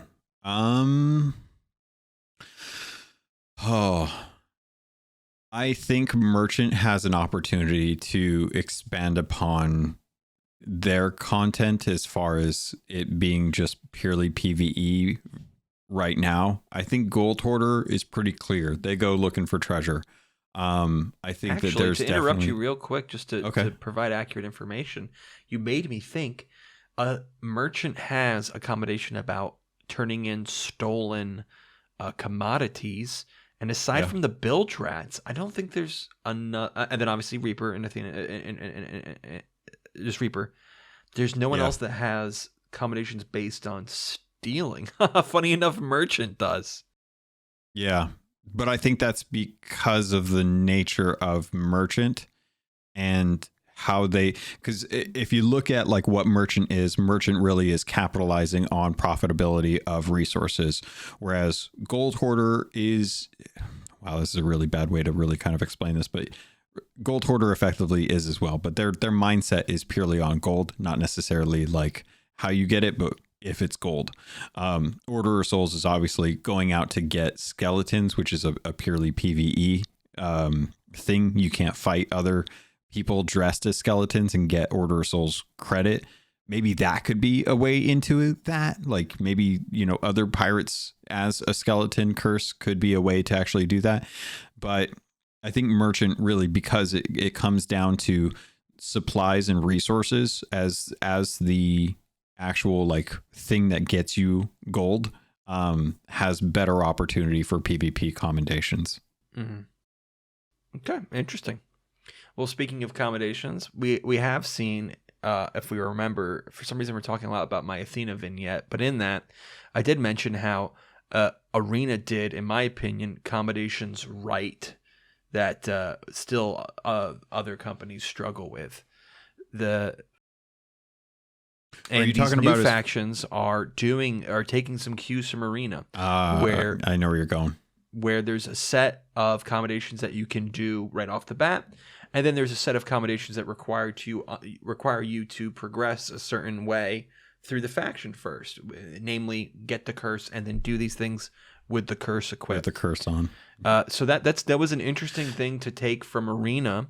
And let me ask you this: what do you think about the fact that the accommodations are just about solely based on ships being sunk? We don't have get X kills with Y, 100 kills with a pistol or with a cannonball, or other such things. Just not just solely based on did the ship sink or not. What do you think about those not existing? So I do have to throw in some little addendums into this, a little couple amendments here, that we do have commendations for the trade companies that are based on the emissary system that require you to do certain things, wearing this, having this set on, things like that. Like and even if you look at the deeds, which not many people do, a lot of the deeds that you can accomplish to earn renown are based off of wearing a certain set of cosmetics while doing this kind of content. I don't believe that's entirely accurate. I understand that there's accommodation for each faction to have a ship set and the clothing on, but it's a one triggered thing, and even the trials are the same thing. I don't think any of them are do it while you have the outfit on, go turn in 10 merchant chests. I think it's all just do it once and you're done. There are those, and I think that there's other ones that are kind of, I want to say that there's definitely stuff that, at least with because I know there's ones that you get for getting credit for turning stuff in while as an emissary, right? Like Correct. You have to be a Reaper 5 to be able to get credit for turning in a certain number of flags. Well, yes, that's true. There is nothing that requires you to wear an outfit for any period of time. There's also, so there's things like that, but I'm trying to think of if there's other things, but I think that those are kind of like the one-offs, right? So there are a couple, but it's not to the degree, it's not like with Arena where you had to get kills with the Sea Dog cannons to be able to get the triumphant Sea Dog cannons. Right. And I think that is an interesting approach that is coming with these latest allegiances, and I would not be surprised if this system becomes the new system that gets applied to the other trade companies. I was talking about this last episode where I feel like what was going on with the guild's comment during the orb stream was that there's no real way to expand upon the trade company's levels in the same way that you would normally expect them to. Like, I don't see us going from 75 in each of the trade companies up to 100 with a new set of cosmetics. I see us having a new faction that is giving us a solidarity towards one trade company that we can then really represent in the cosmetics or the design of those people through a system that is just like with the Allegiance, where you're working your way through multiple levels and the levels are a lot quicker, but you have to be doing certain things with the certain things, you have to be doing certain things while wearing items from that trade company to properly represent them, which I think is what Emissaries originally intended to be. It would be cool for at least the role playing of the world out there, where when you see people, wearing Servants of the Flame, they often are skeletons. When you see people doing merchant, look, they're in their merchant clothing or have merchant ship sets on. I think that's a really interesting way to incentivize it without requiring it. Like, somebody could think, hey, that looks cool, but if the game made you wear merchant and use merchant equipment when you're doing merchant, we'd all throw a riot. But incentivizing it makes pretty cool. Makes the world look a little interesting. I think that's an interesting direction. It's the role play that is in Sea of Thieves that I think a lot of us love to have. We want to have the cosmetics that are the super piratey cosmetics. We want to look like Jack Sparrow. We want to look like Davy Jones. We want to look like Gold Hoarders and Order of Souls characters and stuff like that. Or maybe like my normal pirate, but with a skeleton on. Imagine that. What a flight of fancy! That's like, fight me! Yeah, that's like the stuff that we want to see, that kind of world where we're able to roll. Like, it's the whole reason why so many of us are enthralled with the new Golden Sands Outpost, is because it brings something that is so unique and potential for role play, or at least just something unique to the world, that we're looking forward to seeing how that's going to happen in the future. Like, what is going to happen as a result of that. And because of that, you could very easily see how a lot of this is stuff that they could do if they brought the Allegiance stuff into the other trade companies, to really kind of let folks narrow in. The thing that I think Rare really needs to do, though, is they have to stop playing to the party. They need to play to the person in their individual thing. Like, everyone is going for both curses. Everyone wants to have access to both curses. And I think Rare needs to be a little more selective about their like letting people do that. Like, let's have folks really kind of narrow in the focus for certain stuff. And if they want to get around, I could disagree with you more. I think it was phenomenal that we can get both curses. I think it would be phenomenal if I had more than one pirate to be able to split off and have proper role play for these, as opposed to, I'm just going to wear this one day. Oh, wow. You and I are diametrically opposed on this.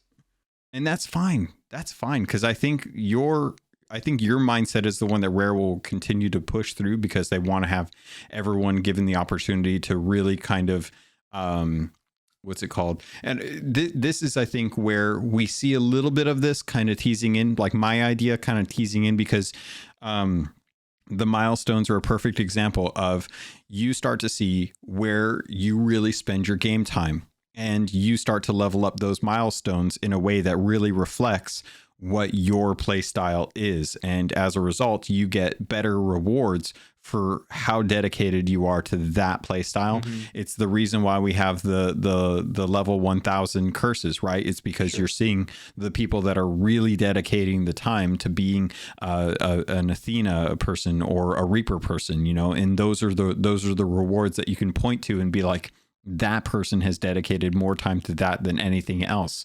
Sure. So I see a little bit of it. I think it's a good way to go, but I hate the grind that it requires. I would much rather have a shorter grind, but lock myself to one specific trade company for those cosmetics and be able to decide that those are the cosmetics that I want to reflect my pirate. So much of the game is built up around the idea of what your pirate's history is, what your story is and stuff. And I can't tell a story that really shows like, I was a die in the wool Order of Souls guy from the get-go. I've always been an Order of Souls because I have everything.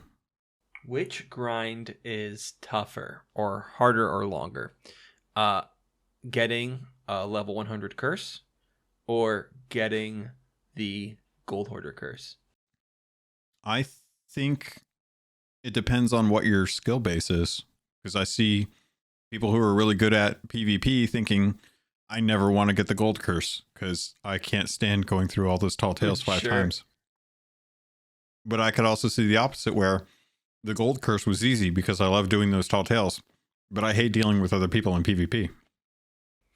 Let me ask you the biggest question, the one that everyone's been on everyone's mind.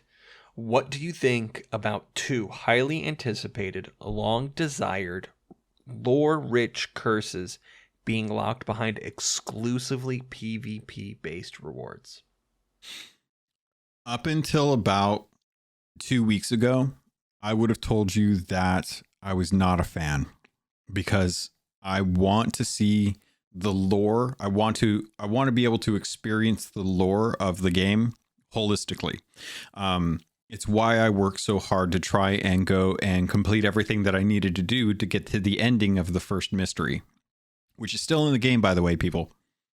And to know that there are things that, it's why I'm going for Reapers first, right? It's why I'm going for my Skeleton Curse, because Reapers has the one thing that I can't see right now. I can see parts of the Pirate Legend Tavern from where I'm at. I've seen enough videos of it to get an idea. I haven't been in there, but I can definitely get a good idea of what the layout is. I have no clue what the Reaper hideout or what the Reaper's lair looks like. And I want to see that from a lore perspective, because I know that there is lore down there and I haven't been able to go visit it. And knowing that it's locked behind level 100 for PvP is excruciatingly painful for someone that deals with anxiety in fights when there's stakes involved. And that's why my mindset has had to shift, because much like the original Pirate Legend weapons, where I was frustrated that they were tied behind wins for arena and I never got those, I always wanted to know that I'd be able to experience all of the game at some point. Even if I couldn't necessarily get it on day 1 or in the first year, I wanted to know that I'd be able to immerse myself in the lore. And knowing that the curse is something that is tied to PvP and that access is tied to PvP, I'm bummed out about it, but I've decided that if I have to lose my way to get the curse and even if I have to lose every battle, I'm willing to anchor down in the middle of the fight and let people sink me so that I can get a fraction of the reputation, so that I can actually get to a point where I can actually go and see that content at some point, because at some point I'll be able to actually enjoy it. And it may take a lot longer, but I'm still going to be able to see it at some point. I just have to commit to being willing to lose. I'm of 2 minds about it. When I did Arena, I did it to get the legendary weapons because it would, top off my set. And the only reason I was triumphant Sea Dog was because I could do them essentially both at the same time.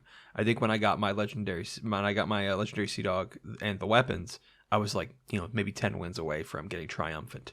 Otherwise, I would never have gone for it. I was interested in a specific reward and I did it. And because of that, I had some positive experiences with a mode I probably wouldn't have touched, or at least not much. And I've had that happen in other games. I'm not a competitive player. Big exception, StarCraft. I play a lot.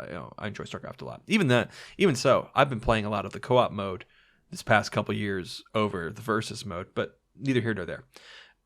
But Halo Master Chief Collection has had challenges to earn points to unlock things that required you to play multiplayer. They have a set of campaign challenges and a set of multiplayer challenges. And that was really beneficial for me. It opened me up to a whole new world of playing multiplayer Halo. I know a lot of people, that's where they started. Not me. I got my start playing Halo in campaign. That was like all my good memories, all my warm memories was playing campaign. Oh, here's something really fun. Oh, I've been dying to tell somebody this.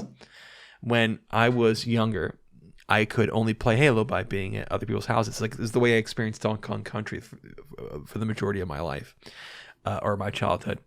Was going to other people's houses. They'd have the game, because the system I had was an N64. I didn't have any Xbox or PlayStation. I would go to my friend's houses. Final Fantasy VII, I played at my friend's house.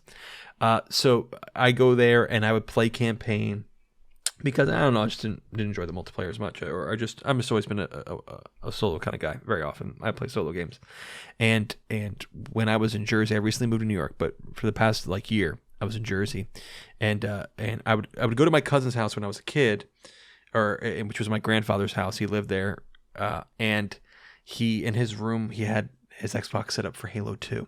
So I'd sit there and I would grind through Halo 2 Legendary. And if anyone knows anything about Halo 2 Legendary, it's a huge skill jump from heroic to legendary, specifically on Halo 2. It's like in Left 4 Dead, if you ever go from what are those modes called? Hard to whatever, to expert, maybe, whatever the top two are. It's a huge jump. It's not very incremental at all, and it was much like that. So playing Halo 2 Legendary, especially as a kid, it was harder when you were a kid, but I got through it and I beat it, and I was jubilation, because I only had a limited time on the vacation before we went back home, where I could be at my grandpa's house and play my cousin's Xbox and get this done. It was really exciting. Loved it. Loved the campaign. Then I don't know if it was last year. I think it was last year. Last year, with a friend of mine, we went through Halo 2 Lasso, which is a challenge in Halo 2. You don't need to know the specifics if you don't know. Just know it's very hard. So we're playing Halo 2 Lasso. It took us hours and hours and hours. Probably took us, wow. I would love to know how many hours it took us. Definitely a lot. It took us a couple weeks to get through it, playing together every day, doing levels, repeating levels, going through all these things, working out how to beat it. And when we beat it, I was laughing, and we were talking about this very topic. And then I started like a delightful squee to myself. And he's like, "What's up?" And I said, "I'm in the exact room in which I completed Halo 2 Legendary. When I lived in Jersey, my uncle was kind enough to let us stay at my grandpa's old house, because it was passed down to him for our transitional period between Missouri and New York." And I'm like, I'm in the room. This was my cousin's room, which is now my office. And I beat Halo 2 Lasso in the same room I played Halo 2 Legendary on for the first time. Isn't that so cool? That's a really good story. I forgot how we got on the story, though. The same dressers I had, that were my dad's childhood dressers, were given to me. I had them in New York, had them in Jersey, had them in Missouri, and then they went back to that same childhood house. There was something so cool about that. But let's talk about Arena's game design real quick. My last little touch about its game design, that I think is maybe a flaw that I think we should consider thinking about. Skill-based matchmaking, in general, tries to get you a 50-50 win rate if it's working. You're people of same skill, you win some, you lose some. This reward system, game mode, has a reward system, I should say, that rewards you for streaks. That's a little incongruent. The game is trying to make it so that you win every other and lose every other, and the game's also trying to reward you for streaks. It's not unlike other games that I've played, though. In other games that I've played that are skill-based matchmaking, you get bonus progression through the rankings for each consecutive win. So if you are playing Destiny 2 and you're winning in Crucible, once you hit 5 wins, you're on a streak and you start earning more and more reputation, or levels on that streak. And when you leave and do something else, then you're going to lose that streak. But that's as long PvP, as you're playing, skill-based matchmaking? Yes. Oh, okay. And also with same thing with I believe Heroes of the Storm does this as well too, through the leveling system. If you're or through the skill-based matchmaking, you're going up ranks, and I think wins give you a like, if you haven't played for a while, there's a pool of points that a win will push you further once you win. And the more and more you win, the faster you'll progress through those levels. But if you lose, that then makes sense to me, because what back. that seems to be doing is trying to get you to where you need to be. And if the matchmaking hasn't yet gotten you to your 50-50, it's going to accelerate the rate because you're getting these wins in a row. So it'll quicker get you to where you're balanced. That's not the case here. This isn't determining your. That's true. You're not on rank. Yeah, that's interesting. Because you're not wrong. There are no ranks, which I think was a mistake. Yeah, it's a little interesting. Yeah, ranks might be an interesting addition. But for the sake of time, let me continue on. Black screening is still a factor. Not black screening, but being in a black screen is still a factor where you hear your ship sink and you're loading in and it's infuriating. They solved this problem in Arena with the new Arena death thing where you don't go to the ferry, you kind of float up in the air and you see your player for a while and then he respawns. I don't see a reason why, if you're in a battle that I don't see a reason why you shouldn't have that Arena style death. I think that cutting out the ferry in that specific case would be wise. That's tough because there's unknowns there that I'm worried about that what I can't. Just like with anything in the game, if there's a way to break a system or cheat a system, Rare will figure. Excuse me, not Rare. The community will actually figure out how to do it and then do it. So yeah, well, saying something breaking them having to patch a break, an exploit, I don't see anything wrong because you're confined to a battle zone. So it's not like you can go out and use it on other people. If people figure out how to take it out of there, that's just something to be patched. Right. I'm trying to come up with an example. Like, say you're working on a Ferry of the Damned or something equivalent to it, right? Or not Ferry of the Damned, Fort of the Damned. And you've worked with another crew. You've found out a way to convince the other crew that you're in a battle with that it would be much more lucrative if I can't really come up with a good example. That would be shockingly hard to manage. Somebody invading you, and then you've been like, "Hey, don't fight me. Let's do this Fort of the Damned together." Yeah, it's because there's no win or losing on that because you can't go turn it in either because you can't leave the circle. Yeah, I think because of the battle system, Wade's design confining you to a space till there's a victor. Yeah. I really don't see it being exploitable, and I think it'd be wise. Don't let us sink anymore. Don't let us hear us sink while we can't play the game. I think. Well, go ahead. You have more to say? Sorry, I wanted to see if I could get clarification because it's been a while since Arena. Well, it's been almost a full year at this point, but I don't remember what was the way that, because once you die, you float up, and then there's X amount of seconds before you just appear back on the boat, right? Yes. Think of it the way in Adventure where you're looking at your ghost is floating up, you have time to someone resurrect you, and if they don't resurrect you in time and you don't give yourself up to the ferry, you go to the ferry. It's just like that, except that instead of going to the ferry, you respawn on your ship, I believe. It's been a long time. So you would take out the opportunity for players to release. Correct. Yes, there's no ferry to go to anymore. Don't worry about releasing to the ferry. Yeah, your respawn time just spawns you, back on your ship, or where I think that's where Arena used to respawn you back on your ship unless you get resurrected. It would, and I think that might actually help out because honestly, the ferry load. The only boon to going to the ferry in this instance is being able to swap weapons because there's a weapon crate on the actual ferry. That is true. You would be giving that up.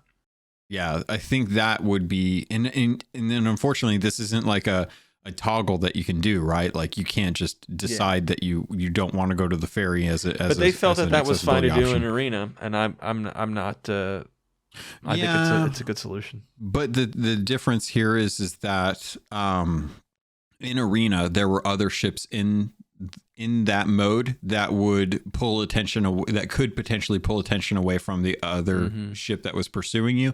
In this instance, because it's a one-on-one most of the time, there's less chance of you having a chance. Like if someone locks down your ship and you're stuck there and you're just caught in that loop, then it's one of the issues that I think Arena had was you didn't have much recourse.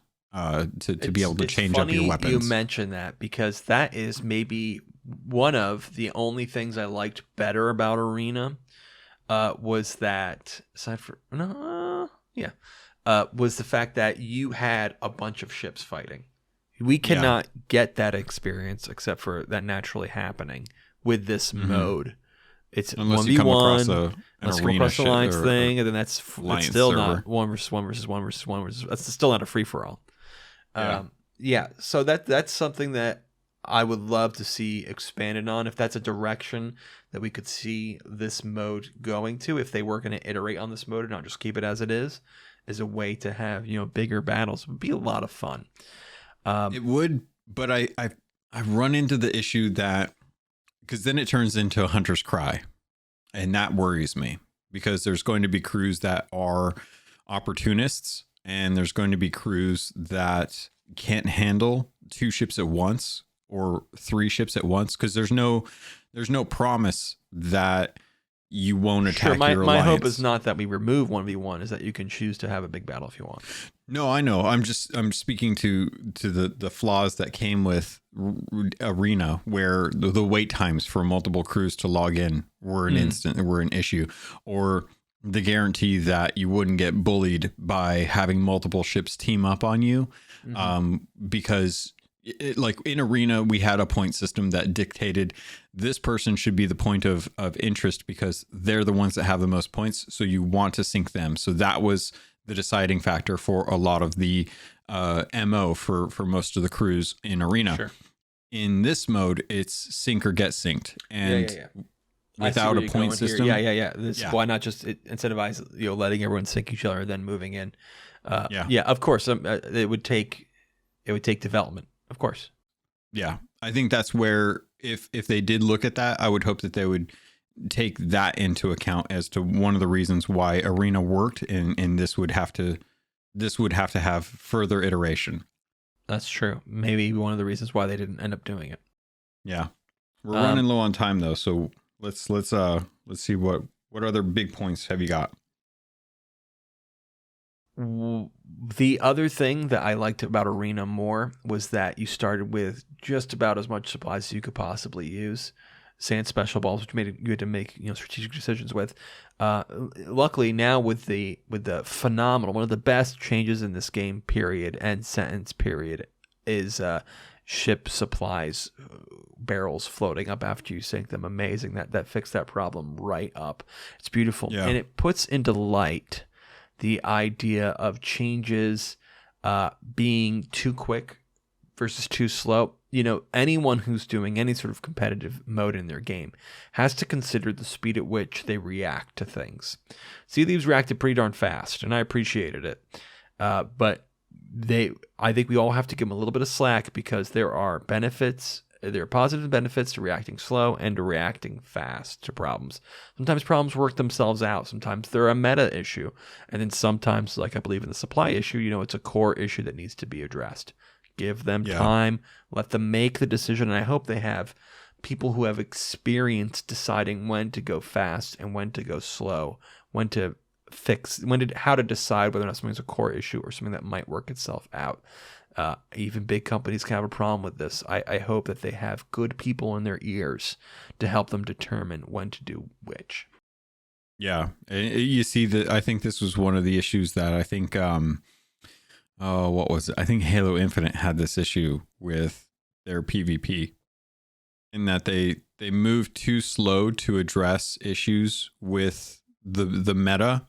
And as a result, a lot of people dropped off from it because the and I think it's happening in Destiny 2 right now too is there's a trials mode where it's a specific PvP mode that only comes up a couple times throughout the season. Right now, one specific class is heavily favored based on their abilities, and as a result, a lot of people are getting upset and really kind of detracted away from playing the mode because everyone's just doing the same thing. It's a clear line in the sand that says like, look, there's a line that's been crossed here. We need to Rare or Bungie ought to address it. And I think Rare did a really good job of looking at the pain points of having players who want to continuously jump into fights to be able to resupply quickly and to be able to address that. Do you think bananas still need to be in the game? Wow, what a great question. No. I don't know anyone that thinks that bananas still need to be in the game. And I think that is because the design of bananas right now does not favor those that are looking to genuine, like I've seen streamers, they'll have a quarter of health down. They'll eat a pineapple. They'll use pineapples to top off.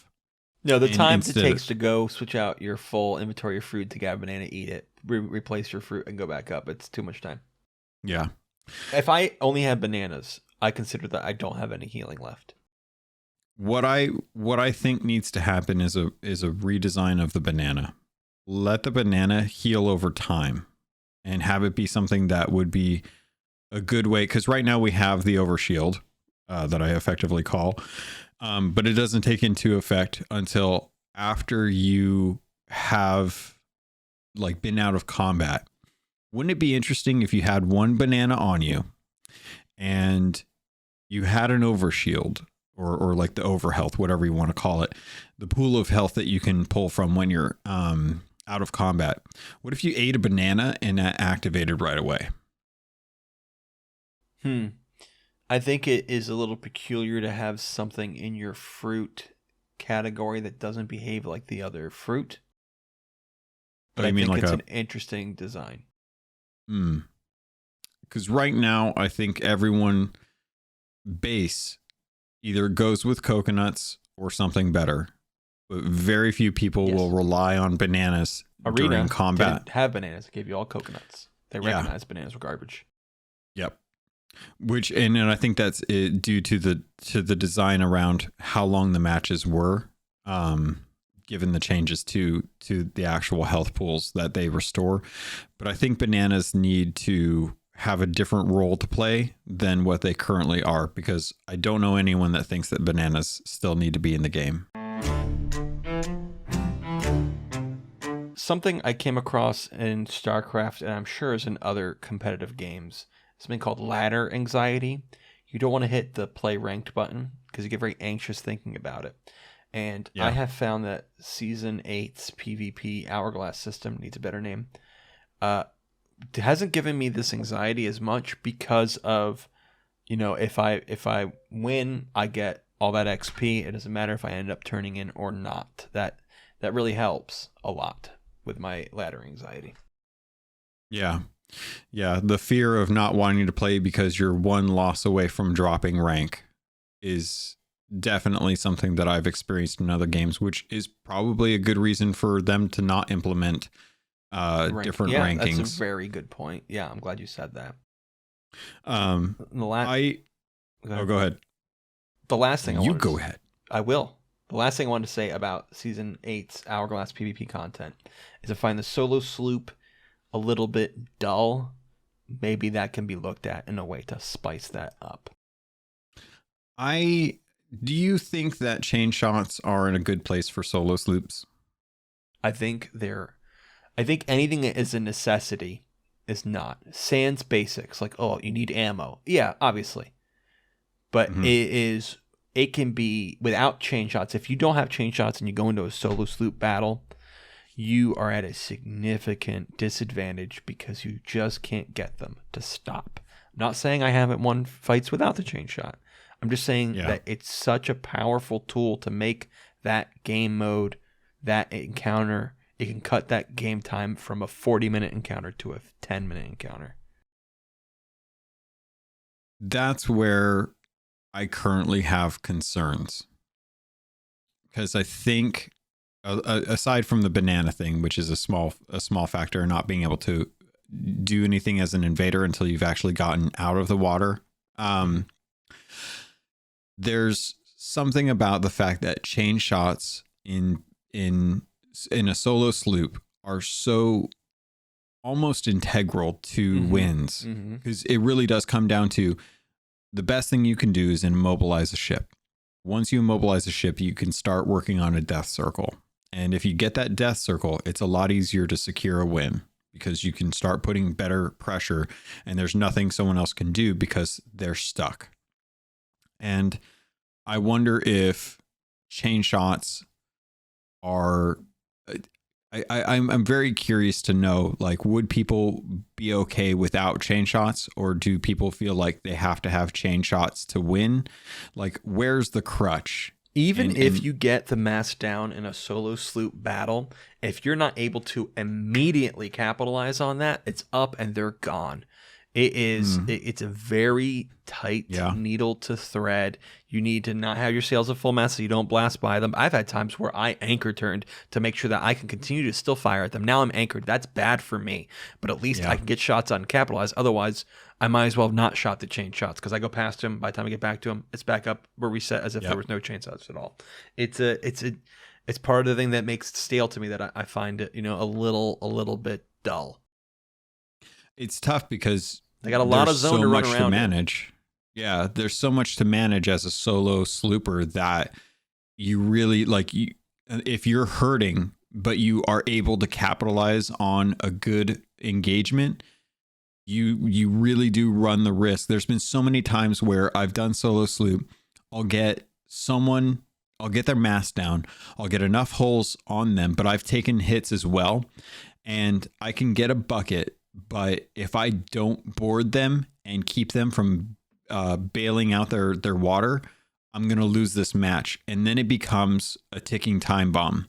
Now it's the difference between either my ship sailing out of the circle or my ship sinking to the holes that I can't repair because I'm too busy killing the person who's got a 15-second respawn timer on their ship. And if I get killed, I'm out of it. I have to go then and triage everything that I've just given up, and it's so hard to come back from that. And I feel like that is the two outcomes for solo sloop fights right now is you can either lose through getting sunk, or you can lose through your ship not being taken care of because you're so focused on trying to lock down the other ship. And they're able to get one bucket, and that one bucket is enough to scoop out so much water that it takes twice as long for them to sink as it would if they'd never bucketed. I have won a non-insignificant number of battles because the person came to my ship while they had holes in theirs. And there's a couple things you can do. One is you can intentionally keep them on your ship. Like I'll let them kill me or whatever, because I know that then they're going to be on. If I kill them, they go back to their ship. So I'll let them kill me, and I'll just keep the bucket or do what I need to do to keep my ship up. And one guy had a guy on ladder, and at any point I could have done something to indicate that I'm no longer camping the ladder or to do anything to allow him up. But I'm like, or to knock him off with a blunder bomb. But I'm like, no, if he's on this ladder, his ship is filling up with holes. So stay there all you want, friend. There's definitely some interesting plays when it comes to solo that makes it so it's not the dullest thing in existence, but there are some things that I think need to be worked on. Yeah. It'll be really interesting to kind of see how this goes. We're coming in on close to 2 hours, and I want to try and keep that like our hard zone or hard out on there. But is there, with the last few minutes that we have, is there anything that you can think of that is like top of the list let's address before this episode ends? Sure. Kai, say a few words about the community decision. The one we're talking about, the Pendragon Flameheart one, or the yes. Okay. I think it was sad that we didn't get to know how close the decision was. It makes me think it was a blowout. Otherwise, I feel they would have told us. Yeah. It was kind of weird that we didn't find out. Yeah. I wanted Pendragon to win just because it was funny that Reapers have lost on everything they've tried to do. They've failed on everything they've tried to do, and it would have been funny if they continued to fail. That's just about the only reason I wanted Pendragon to win. I would have been intrigued to see the community's reaction to Season 8 with Flameheart losing, because it's become very clear that these decisions don't show their effects in game right away, and it would have been very peculiar. Oh, Flameheart got locked out of Resurrection. Oh, by the way, now he has a whole faction and a whole hideout. and he can bless people and give them curses. Like that would have seemed so weird to me. I wanted to see that happen to see what people would say. I think it's one of the reasons on the loading screen he's glowing red, as sort of like, oh, no matter what the turnout, is he a ghost? Is he a skeleton? Who knows? I mean, you don't see him in the Reaper's hideout. His coffin is still there, but it's like somehow connected to him when you get the ritual. He's shadows on the wall, which looks great, but still it's like, then why did he get the body? It's just like this weird, it's what made me not super invested into it, because Pendragon, I don't see him outside of Tall Tales or I guess Adventures anyway. So he's gone now. Okay, he's always been gone to me unless I have a Tall Tale down anyway. So there's not really a difference for me. And it seems to be the same way with Flameheart now. Like, we're only going to see him in whatever story thing he ends up showing up in, because either way, he's just not in the world. That's kind of, I think, the downfall of these community decisions, is that I'm not seeing them right away. I'd be interested to see what the actual outcome of this community decision will be in the game. It took 6 months for us to see changes in the world for the first one. So I anticipate that since this one happened in November, and we had a short little stint before the holiday break, that we probably won't see anything until at the earliest June, most likely July. But I think that had Reapers lost, there's probably a good chance that this would have just been a delay. Like it didn't, it's inevitable, but this would have been a delay in the inevitable, and that we will eventually see Flameheart resurrected, whether it was through us acting in this community decision or not. I think that this will just happen a little bit faster because the Reapers won. But you're not wrong about Flameheart or about Pendragon being gone, feeling that he's always been gone, because he really is kind of dropping in during the actual adventures. And if anything, it's a bummer to me, because that's the only time I've ever gotten to see him. And because he's not in any additional Tall Tales beyond the two that he came in, the fact that I'm not going to get to see one of my favorite characters in the game is a real shame, because I think whether people wanted it or not, they want Flameheart's, whether they wanted the win for the Reapers or not. A lot of people went to Reapers because they want to see the Flameheart story either come to fruition or end and move on to the next thing. Mm-hmm. And I think that inevitably doomed Pendragon, one of my favorite characters, to be locked away in the Sea of the Damned until whatever adventure comes along that allows us to go to the Sea of the Damned for us to be able to actually see what's going on. I honestly don't understand. At this point, we have the Veil of Ancients. Yeah. Pendragon is in the Sea of the Damned. Why doesn't Ramsey just open a portal to the Sea of the Damned and go get him? I mean, we've already seen him before the Veil was even a thing. We've seen him in the Sea of the Damned. He could appear in our world or in either one. It's very peculiar. Whatever. And like you said about how it didn't feel like our decision was impactful, because like no matter what happens, I feel like you're going to bring Flameheart anyway. And if he can be a redhead in the sky, or if he can be a skeleton guy walking around, I don't feel like either way the decision is going to impact him. That is a crucial flaw in these decisions. Yeah. The roadmap. To speak briefly on that for 30 seconds, I think it sucks. Oh my God, you're gonna make me pull up the roadmap. Season 6, it spelled out sea forts and pirate legend content. That's because we knew what it was. So ignore season 6. They already told us what it was going to be. Season 7, quote, new ways to play and progress, unquote. That is so vague. I challenge you to find a piece of content that you cannot apply that to. How could we possibly guess what that was going to be? Season 8, expanded roleplay and quest types. First off, we didn't get any new quest types.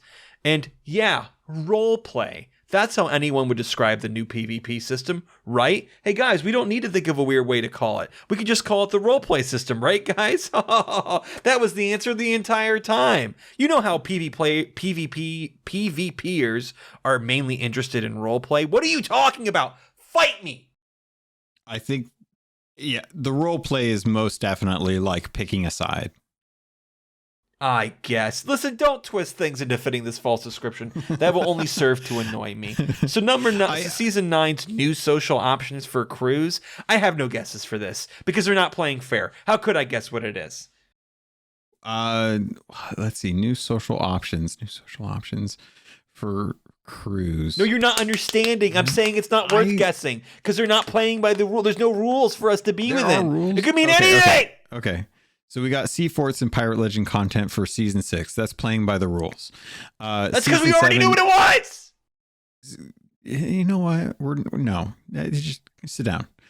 New ways to play and progress in season 7. Well, that's captaincy milestones. You progress through milestones. There's new ways to play as far as like being on a captain ship. You now have a reason to have. I challenge you to find a piece of content that you cannot apply that to. Well, it doesn't matter. Like if you could apply 3 new adventures to anything you want as well. No, that means it's 3 new adventures. That's what it means. We know what an adventure is. A new way to play. That's anything.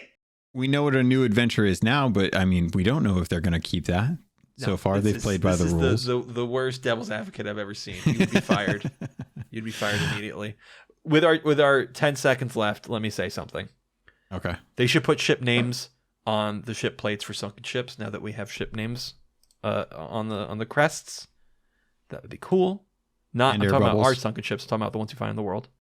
Yeah. And go ahead. I want air bubbles on those too, please. Yes. Oh, yes. Yes. We should get a toggle option for subtitles for all the great, what do you call it? Not inclusive. Oh my gosh, what's the word?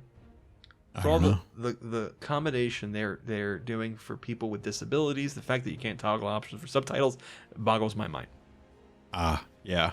There's a lot of accessibility options that I think options, that's it. I think there's still a lot that we can that we have to go forward with. Like Sea of Thieves is amazingly acceptable or accessible, but there's still a lot of things that are on the checklist of things that we could definitely tweak, add, edit. All those kind of things would be fantastic if we could, we'll probably see those because I don't think Rare has stopped with accessibility. But yeah, there's definitely a bunch that are still on the list. And lastly, it'd be cool if you could equip the Servant of the Flame hat with the Reaper's Bones costume. I don't know if I said it before, but wanted to make sure that I had said it on your show. I don't think you've mentioned anything about being able to wear cosmetics while wearing a skeleton curse yet. Some shut up. It's with the costume. Some costumes allow you actually to wear a hat, funny enough. It's like the only thing you can wear with certain costumes. And I want the Reaper's Bones to be like that so I can wear the Servants of the Flames hat with it. And with that, we've actually gone through all my notes for all your. Oh, we're running out of time. I was already trying to get through all these. Oh, really? Yeah. That's convenient. Convenient. The sound of me quickly deleting notes that we didn't get to, so I can't be called out. As if I'll ever see him. You'll never show him to me. All right. Well, Caleb, I know you do content. You do some content. If anything, you do content for the community that you have in your Discord server. Do me a favor and let people know where they can come and fight you. Yeah, you can come and fight me over on Trailblazer Network. That's tblazer.net to see all our shows. We've got a show called Tales from the Lich, which is a defunct show, but we keep alive to let you guys get that back catalog with some really great guys that are really funny. And we got Trailblazer Academy, which teaches you how to play role-playing games, specifically Pathfinder, but there's definitely episodes there to teach you to play any system or any role-playing thing. Listen to our episode on comedy. It's easily our best episode. It's also the episode where I talk the least. Funny how that happened that way. There hasn't been an episode in over a year. I know this because I was just talking with my co-host this very day, January 5th, 2023, about, hey, when you want to record next, and we looked up when the last record was, and it was 2021. That is very sad. So, new episode coming up very soon on a class. Maybe the hunter? No, not the hunter. Whatever. It'll be a ranger, maybe. We'll see.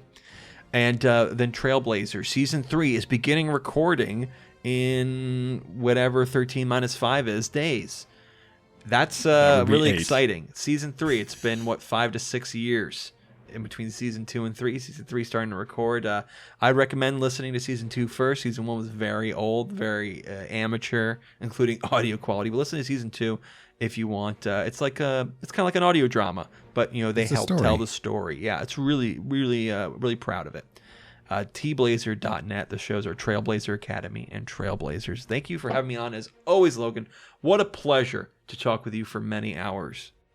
It has been a lot of fun chatting about this. Real quick before we go, last question off the top of your head. You got to decide one way or the other. I'm ready. Should math be compulsory for graduating students for all 12 years of schooling?